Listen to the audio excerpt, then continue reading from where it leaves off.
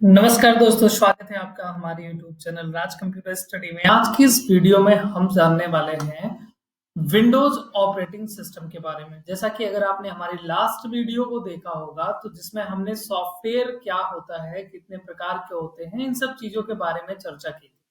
आज के इस वीडियो में हम जानेंगे सॉफ्टवेयर का ही एक प्रकार जो कि है हमारा Windows operating system. Windows operating system क्या काम करता है, इसके क्या क्या फीचर्स होते हैं, या विंडोज से पहले कौन सा ऑपरेटिंग सिस्टम हम यूज करते थे, इन सब मुद्दों के बारे में आज चर्चा होने वाली है। तो वीडियो को लास्ट तक जरूर देखें और कॉपी पेन लेके बैठें, क्योंकि आपको बहुत कुछ चीजें सीखने को मिलेंगी। जो भी आपको नया कुछ सीखने को मिले उसको नोट डाउन जरूर किया करें। तो वीडियो की तरफ रुक करते हैं और समझते हैं आज के इन सारी टॉपिक। देखिए, सबसे पहले अगर हम ऑपरेटिंग सिस्टम की बात करें तो आपने कभी ना कभी Android, Apple, Ubuntu, Windows, Linux, इन सब का नाम सुना होगा, है ना। जिसमें आपने विंडोज और एंड्रॉयड का नाम तो बहुत ज्यादा सुना होगा। तो ये जो विंडोज और एंड्रॉयड हम बोलते रहते हैं, एक्चुअली यही हमारे एक ऑपरेटिंग सिस्टम होते हैं। बात है, ठीक है, ये ऑपरेटिंग सिस्टम तो है, बट उसकी डिफिनेशन क्या है, ऑपरेटिंग सिस्टम को हम डिफाइन कैसे करेंगे। तो ऑपरेटिंग सिस्टम की डेफिनेशन ये होती है कि एक ऐसा सिस्टम सॉफ्टवेयर जो हमारे डिवाइस को चलाने में मदद करे, जो हमारे हार्डवेयर और एक यूजर जो कंप्यूटर को यूज कर रहा है उसके बीच में एक ऐसा इंटरफेस प्रोवाइड करे, ताकि हम अपने कमांड को कंप्यूटर को दे पाए और कंप्यूटर उस कमांड को एक्सेप्ट कर पाए। जैसे एक एग्जांपल के लिए हम अगर बात कर रहे हैं, आपके मोबाइल फोन स्क्रीन पे क्या होता है कि बहुत सारे आइकॉन दिखाई देते हैं। वो जो आइकॉन दिखाई दे रहे हैं वही आपका एक इंटरफेस है। अगर आपको अपने मोबाइल फोन का जो कैमरा, एक हार्डवेयर लगा हुआ है, आपको कैमरा एक्सेस करना है, कैमरा एक्सेस करने के लिए कैमरे का आइकॉन आपको दिखाया जाता है, जिसपे आप क्लिक करते हैं और आपका कैमरा जो होता है वो एक्टिवेट हो जाता है, ऑन हो जाता है। यानी वो ऑपरेटिंग सिस्टम ही है जो आपको आपके उस एक आइकॉन से आइकॉन को कनेक्ट कर रहा है कैमरे से, कि आप इस पे क्लिक करेंगे तो कैमरा एक्टिवेट हो जाएगा। आपकी जो पावर बटन होती है, आप जब उस पर क्लिक करते हो तो पावर ऑन ऑफ होती है। वॉल्यूम बटन होती है, वॉल्यूम को अप डाउन करते हो तो वॉल्यूम भी हमारा अप डाउन होता है ना, हाई एंड लो होता है। तो ये जो चीजें बटन काम कर पा रही हैं, हम वहां ऑप्शन पे क्लिक कर रहे हैं और हमारी डिवाइस उस हिसाब से परफॉर्मेंस हमें दे रही है। तो ये चीज जो मैनेज करती है वही आपका ऑपरेटिंग सिस्टम होता है। दोस्तों, अगर आपके डिवाइस में ये ऑपरेटिंग सिस्टम ना रहे तो आप अपने डिवाइस को यूज नहीं कर पाएंगे। तो ऑपरेटिंग सिस्टम सबसे ज्यादा इंपॉर्टेंट सॉफ्टवेयर होता है हमारे कंप्यूटर के अंदर। ऑपरेटिंग सिस्टम कई अलग अलग टाइप के सॉफ्टवेयर को मिला करके बनाया जाता है। मतलब बहुत सारे अलग अलग टाइप के सॉफ्टवेयर को हमने मिक्स किया और इसके बाद जो निकल के आया उसको हमने नाम दिया ऑपरेटिंग सिस्टम। अब चूंकि हमने कहा कि ये बहुत सारे सॉफ्टवेयर का कलेक्शन है, तो इसका मतलब कि इसके अंदर बहुत सारी खूबियां होंगी।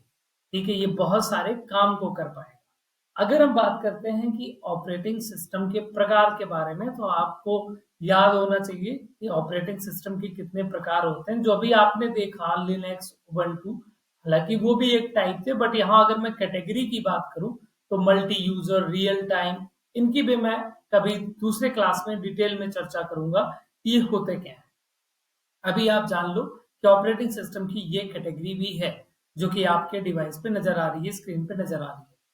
अब आगे बढ़ते हैं। आई होप आपको समझ में आया होगा कि ऑपरेटिंग सिस्टम क्या है, क्या काम करता है। तो ऑपरेटिंग सिस्टम यूजर और हार्डवेयर के बीच में एक इंटरफेस प्रोवाइड करेगा, यानी एक ऐसा माध्यम देगा जिससे हम अपने डिवाइस को यूज कर पाए। ओके, अब बढ़ते हैं हम आगे और समझते हैं इसके क्या काम है। जैसा कि हमने कहा कि ऑपरेटिंग सिस्टम कई प्रकार के, विभिन्न प्रकार के सॉफ्टवेयर का एक कलेक्शन होता है, जिसके अंदर बहुत सारे अलग अलग टाइप के सॉफ्टवेयर पड़े होते हैं। तो उसमें जो अलग अलग टाइप के सॉफ्टवेयर होते हैं तो अलग अलग काम करेगा वो, यानी उसके अंदर अलग अलग खूबियां होंगी। तो उन खूबियों में हम देख पा रहे हैं, जैसे कि हमारा जो ऑपरेटिंग सिस्टम होता है उसका एक काम है हमारे प्रोसेसर को मैनेज करना, हमारे सीपीयू को मैनेज करना, ठीक है, हमारे प्रोसेसर को कंट्रोल करना, ये भी जिम्मेदारी किसकी होती है? प्रोसेसर ऑपरेटिंग सिस्टम की होती है।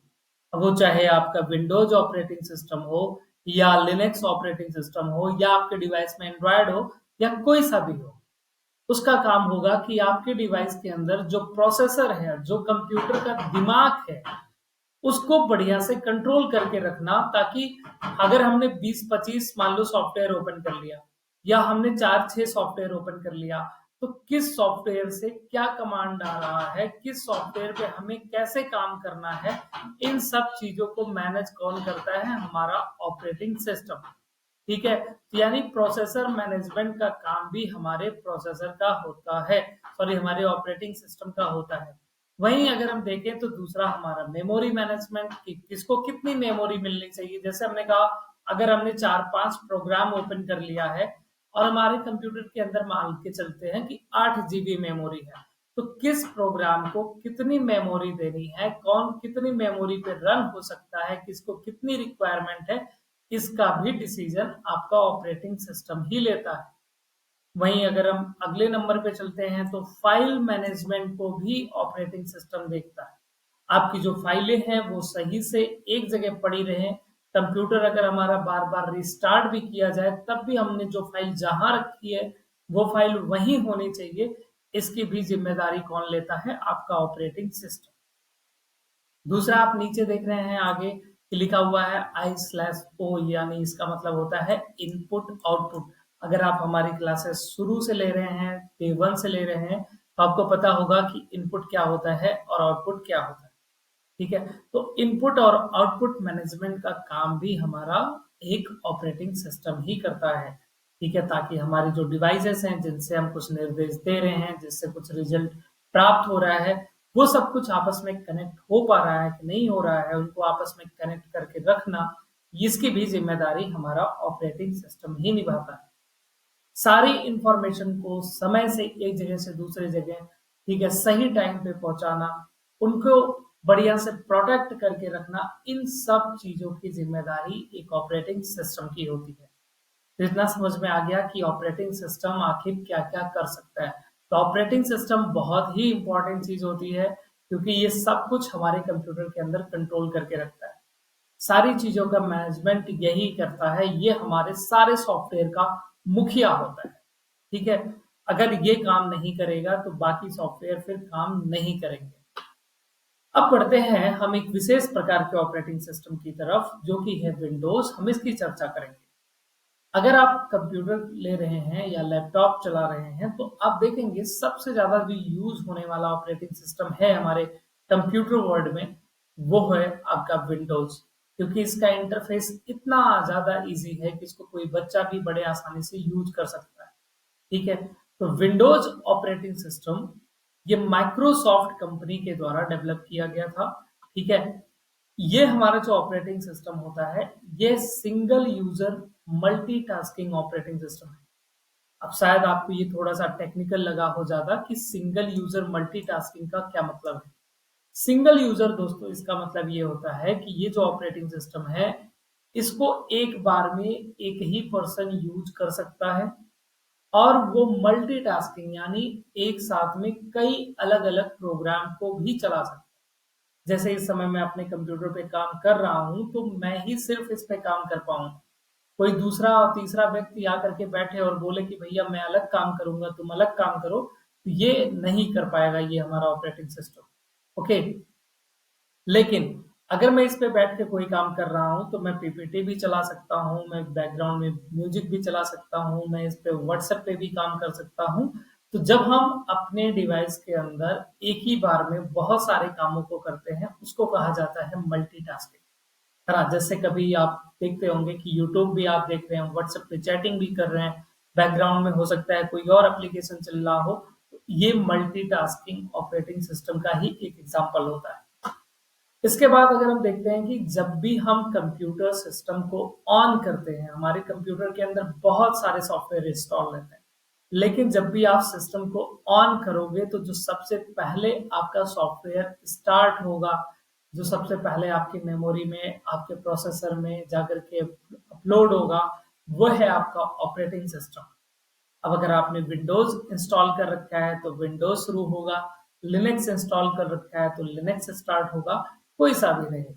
अगर विंडोज है तो विंडोज हमारे हार्ड ड्राइव से निकल के हमारे प्रोसेसर के अंदर आएगा और फिर वो स्टार्ट हो जाता है कंप्यूटर।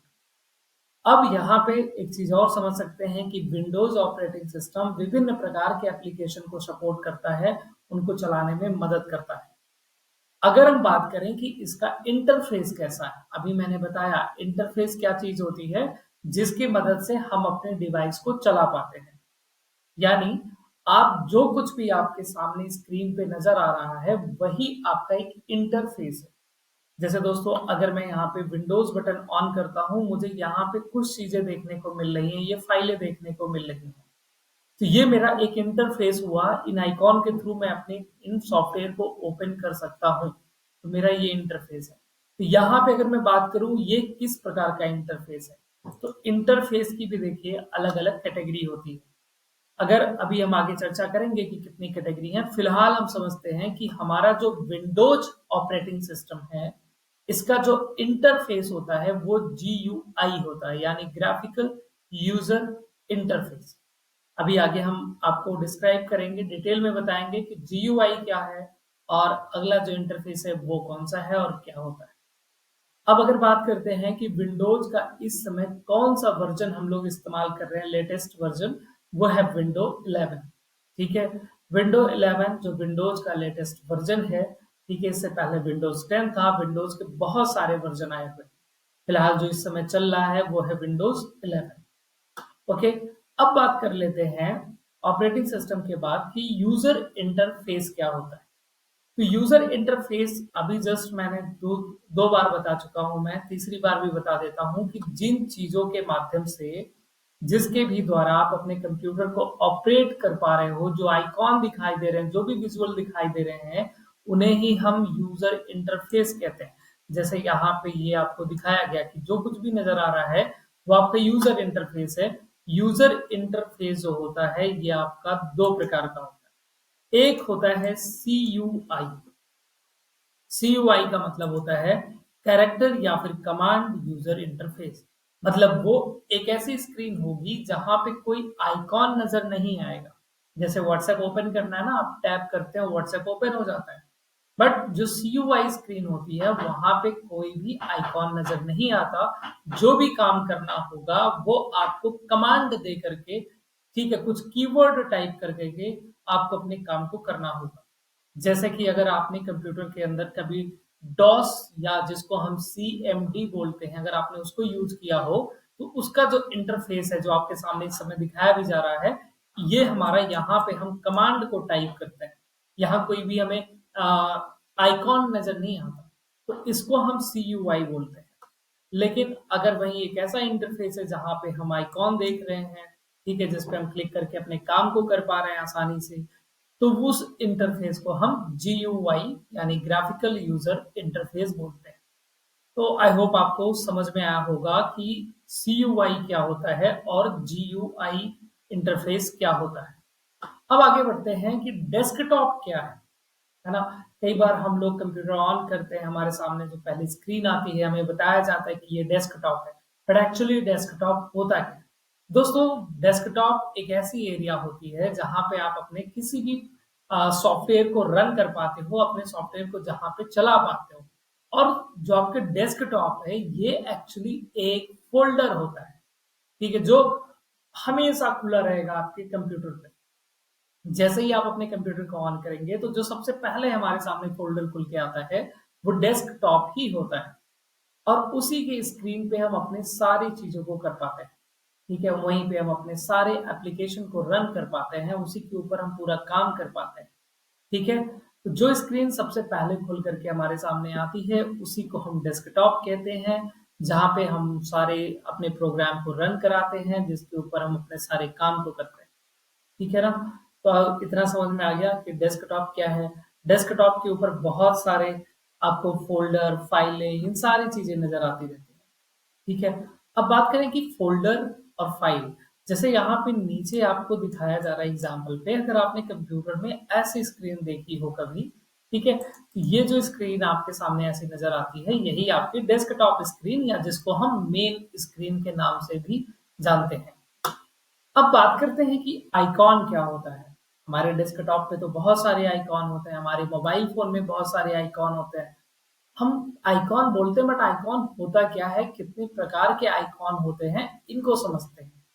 तो बेसिकली आइकॉन क्या है, एक ग्राफिकल ऑब्जेक्ट है। ठीक है, एक ग्राफिकल ऑब्जेक्ट है जो कि क्या कर रहा है, हमारे प्रोग्राम को, हमारी फाइलों को हमें दिखा रहा है। एक ऐसा ऑब्जेक्ट जिनके द्वारा हम पहचान पा रहे हैं कि हमारी जो फाइल है वो कौन सी फाइल है, कौन सा प्रोग्राम है। तो ये आइकॉन क्या होते हैं, एक ग्राफिकल ऑब्जेक्ट होता है। एक छोटे से कोई फिगर होगा जिसके द्वारा हम पहचान पाएंगे कि वो किस फाइल या किस प्रोग्राम की फाइल है। समझ रहे हो। अब बात करते हैं कि आइकॉन की कैटेगरी क्या है। आइकॉन तो हमारा एक सिंबल भी हो गया, एक ग्राफिकल ऑब्जेक्ट हो गया जो हमारे प्रोग्राम या फाइल को रिप्रेजेंट करता है। अब आइकॉन की तीन कैटेगरी होती है। पहली कैटेगरी सिस्टम आइकॉन, जिसमें आपको ये गियर जैसे कुछ ऐसे आइकॉन देखने को मिल जाएंगे। तो जिस भी फाइल के साथ में ये गियर जैसा चीजें बना होता है उन्हें हम सिस्टम आइकॉन बोलते हैं। एक होता है शॉर्टकट आइकॉन, जिसपे आप इस तरीके से कुछ एरो देखते होंगे, उन्हें हम शॉर्टकट आइकॉन बोलते हैं। ठीक है, इसके बाद आते हैं हमारे program, files and folder icon, जहां पे आपको कुछ इस तरीके से देखने को मिल जाता है। ठीक है, इनको हम प्रोग्राम भी, हमारा प्रोग्राम का भी आइकॉन कुछ अलग तरीके से दिखेगा, फाइल का आइकॉन होता है, फोल्डर आइकॉन होता है। तो बेसिकली इनको हम तीन कैटेगरी में डिवाइड कर दिए। ठीक है, अब बात करें फाइल क्या चीज है। हमने ये तो समझ लिया, ठीक है आइकॉन है, बट फाइल क्या है। तो फाइल क्या होती है, जिसके अंदर हम अपने किसी भी प्रकार के विशेष इंफॉर्मेशन को रिकॉर्ड कर सकते हैं। जैसे अगर आपको किसी भी संस्था का कोई डेटा रिकॉर्ड करना है तो आप एक्सेल ओपन करेंगे। अगर आपको किसी भी प्रकार का लेटर टाइप करना है तो आप एमएस वर्ड ओपन करेंगे, जिसके अंदर आप अपनी इंफॉर्मेशन को लिखेंगे।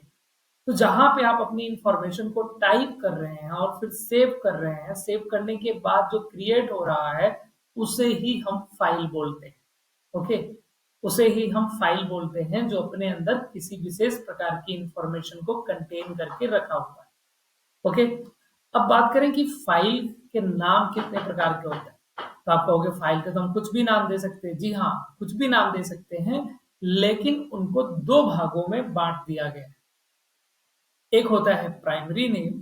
प्राइमरी नेम यानी जो फाइल का नाम कहलाता है। जैसे आप फाइल सेव करते हैं, मान लीजिए मेरा नाम एबीसीडी कुछ है, तो मैं लिख रहा हूं एबीसी। ठीक है, तो एबीसी नाम से एक फाइल क्रिएट हो।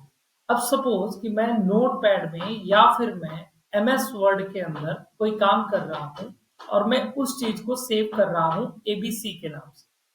अब जब मैं वहां पे जाता हूँ कंप्यूटर की प्रॉपर्टीज पे, उस फाइल की प्रॉपर्टी में चेक करूंगा तो मुझे ऐसा कुछ दिखेगा, abc.docx। यानी हमारी जो फाइल का नाम है वो दो भागों में बट गया।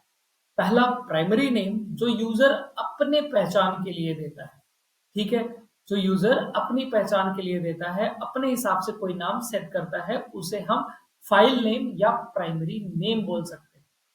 लेकिन आपने नाम दिया, नाम देने के बाद सेव कर लिया, कंप्यूटर उसके साथ उसका एक्सटेंशन नेम जोड़ देता है जो फाइल की पहचान को बताता है, जिससे कंप्यूटर पहचान पाता है कि एक्चुअली वो फाइल किस प्रोग्राम की फाइल है, जिसको हम सेकेंडरी नेम कहते हैं। और ये नाम डॉट से शुरू होता है, जो कि आपका 3 से 4 कैरेक्टर का होता है। जैसे .mp3, .mp4, .jpeg, .text, ऐसे बहुत सारे .pdf भी होती है। ठीक है, तो कुछ भी नाम दे दिया आपने फाइल का। ओके, मान लीजिए पीडीएफ फाइल बना रहे हैं, आपने कुछ डॉक्यूमेंट बनाया, कुछ भी नाम दे दिया, वो आपकी प्राइमरी नेम हुआ। लेकिन जो .pdf लगा हुआ आ रहा है वो क्या है, आपका एक सेकेंडरी नेम है, या फिर इसी को हम एक्सटेंशन नेम भी कहते हैं। एक्सटेंशन नेम के द्वारा ही कंप्यूटर समझ पाता है कि आपने जो फाइल बना रखी है, या जो भी ये फाइल आ रही है वो किस प्रोग्राम की फाइल है। उसी के द्वारा कंप्यूटर उसको सही तरीके से ओपन कर पाता है। ठीक है, इतना समझ में आ गया आपको। अब समझते हैं कि फोल्डर क्या होता है। दोस्तों फाइल जैसे हमारे किसी भी प्रकार की इंफॉर्मेशन को रिकॉर्ड करके रखती है। मान लीजिए आपने किन्हीं 10 अलग-अलग मुद्दों पे काम किया और 10 अलग-अलग फाइलें बनाई। अब वो फाइल यहाँ वहाँ बिखरी पड़ी है, हमने कहा उनको एक जगह स्टोर करके रखना है ताकि मुझे वो एक ही साथ एक जगह मिल जाए। तो ऐसे में जरूरत पड़ती है फोल्डर बनाने की। फोल्डर एक बैग की तरह होता है जिसके अंदर हम बहुत सारे इंफॉर्मेशन नहीं, जो फाइलें बनी पड़ी हैं उनको हम फोल्डर के अंदर डाल सकते हैं। फोल्डर के अंदर हम फोल्डर को भी रख सकते हैं, फोल्डर के अंदर हम फाइलों को भी रख सकते हैं, लेकिन कभी भी आप फाइल के अंदर फोल्डर को नहीं रख सकते। जिस प्रकार आप अपने कॉपी के अंदर बैग को नहीं रख सकते, उसी प्रकार फाइल के अंदर फोल्डर नहीं रख सकते। ठीक है। तो फोल्डर जो होता है वो हमारे फाइलों को कलेक्शन होता है, हमारे फाइलों को स्टोर करके रखता है। ठीक है। आगे बढ़ते हैं तो हम समझते हैं कि फोल्डर यहाँ पे जैसा कि मैंने बताया कि एक सूटकेस की तरह है। फोल्डर क्रिएट करने के बहुत सारे मेथड होते हैं, जैसे आप राइट बटन को दबाएं, न्यू ऑप्शन पे जाएं और वहां पे फोल्डर ऑप्शन आपको दिखेगा, फोल्डर पे क्लिक करें, फोल्डर बन जाएगा। या फिर आप शॉर्टकट भी यूज कर सकते हैं, कंट्रोल शिफ्ट और एन बटन दबाएंगे जिससे आपका एक फोल्डर बन जाता है। तो दोस्तों आज की हमारी वीडियो यहीं पे खत्म होती है। उम्मीद करता हूं कि आज का ये फंडामेंटल क्लास आपको बढ़िया लगा होगा, सारे टॉपिक आपको अच्छे से समझ में आ गया होगा। प्लीज वीडियो को लाइक करके जाया करें और कमेंट भी कर दिया करें। और अगर अभी तक आपने चैनल को सब्सक्राइब नहीं किया है तो आपसे रिक्वेस्ट है कि चैनल को सब्सक्राइब करें और इस वीडियो को ज्यादा से ज्यादा लोगों के पास में शेयर करें, जिससे सब लोग आपके कंप्यूटर फंडामेंटल की क्लास को ज्वाइन कर पाए और वो भी इस चीज से रूबरू हो पाए। मिलते हैं अगली वीडियो में, तब तक के लिए thank you so much, bye bye, take